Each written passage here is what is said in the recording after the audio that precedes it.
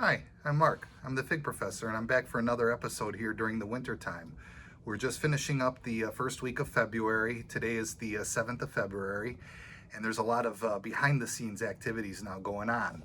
As you can see, I'm going to be showing you how I'm going to be doing an experimental rooting, and I will definitely be hearing about this from my colleagues because this is very unconventional. So I do not, and I repeat, I do not want you guys trying this at home. I don't know if it's going to work and how successful it will be or will not be, but I'm actually using an orchid potting mix to root the figs. Now there's plenty of videos out there to root fig cuttings, so I will not guarantee the success of this. This is strictly an experiment. So I'm going to show you what I did to get to this point here. So this is a cutting that I have in my orchid medium that I'm going to attempt to root. So let's start from the beginning. I have a Smith cutting. So while you're rooting, what you want to do is you want to label the container, and I'm going to write down Smith here as my fig, S-M-I-T-H, because whenever you're rooting, you don't want to mix up what you're going to be growing later on. That's critical. Now all three cuttings, I already have two of them done, and I'm going to demo here the third cutting and what I do. So this is a Smith fig branch cutting that was kept in the refrigerator. I had it wrapped with a very slightly damp paper towel and then covered with aluminum foil, and it was sitting in the vegetable drawer. I pulled it out, I just dried it off with the paper towel, and this is what we're going to go ahead and root into the cup. Now, I'm just using McDonald's, Wendy's, Starbucks cups. I'm not, let's say, a professional rooter like some of my colleagues out there, so I'm not going to go ahead and buy all the tree pots and all the special mixes. I hope they root. If they take, great. If they don't, well, we're going to find out, I think, in about 4 to 8 weeks, depending on how long it'll take for the Smith to actually get roots. But anyways, I cut 5 little holes on the bottom of the cup for drainage. It's important to get good drainage because you don't want your figs to rot. You want a medium that's light, that flushes the water through, holds moisture, but doesn't get overly or excessively wet. So I cut my holes, and I already pre-measured one of the cups here with medium. And just to show you what I'm using, this orchid mix is actually a very fine granular mix of wood, charcoal, perlite, and a little bit of sphagnum that they have, sphagnum moss. And that's what I'm going to be using as the growing medium. So I'm going to take my cutting, and first I'm going to measure out, see how much material I'm going to put on the bottom. So I will say probably about 1/2 inch. I already have it pre-measured because it's similar in size to the cup that I'll be using. So we're going to fill the cup like this. There we go. Then what you want to do is protect the top area from dehydration. So I have 2 different sizes of paraffin tape. Since this is a thicker cutting, I'm going to use this paraffin roll.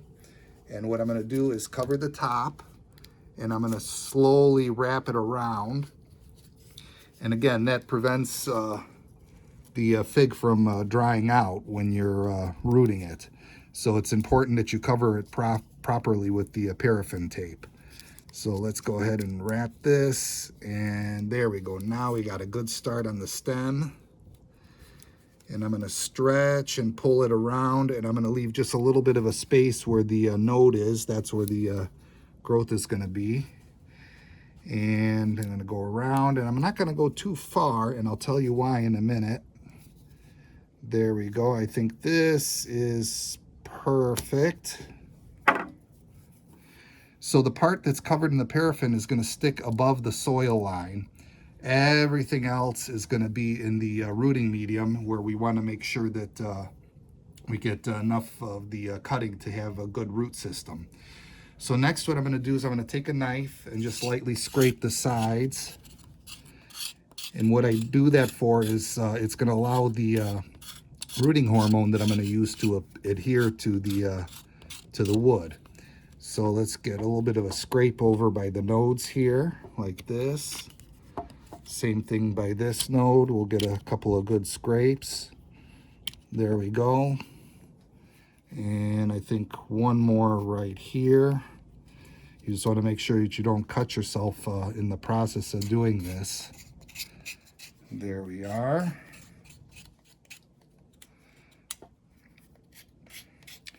And you can tell that it's a good cutting because I'm already getting a little bit of the sap coming out where I'm scraping and where the nodes were cut. So it is a fresh cutting. Now, another important thing to remember is which way is up. And you want to look at the nodes. So this is the up, the way that I got it. I know some people have rooted figs and they accidentally put them upside down. That will be a problem. So next, I use Clonex, which is kind of nice. It's a thicker formula, and I just use a little paintbrush, and I'm going to paint it onto the cutting here like this. We're just going to spread it around, and you want to just be generous on how much you put on. I use a liberal quantity here with the paintbrush, and we're going to give this a couple more dips. I'm going to dip on the bottom, paint it around, and once I got enough Clonex on, I think that should be good. Perfect. So we'll put that there. So we already poured a nice amount of medium on the bottom. That's going to adjust the height. And now I have the paraffin that's flush at the edge of the cup. We're going to pour in the orchid mix here. And again, it was all pre-measured. And I had another cup with just a little extra just in case. So there we go. That's full. And then I'm going to tap it down. And it looks like I can just add a little bit more, so I have a little bit extra from the other two. We'll go ahead and spread that around.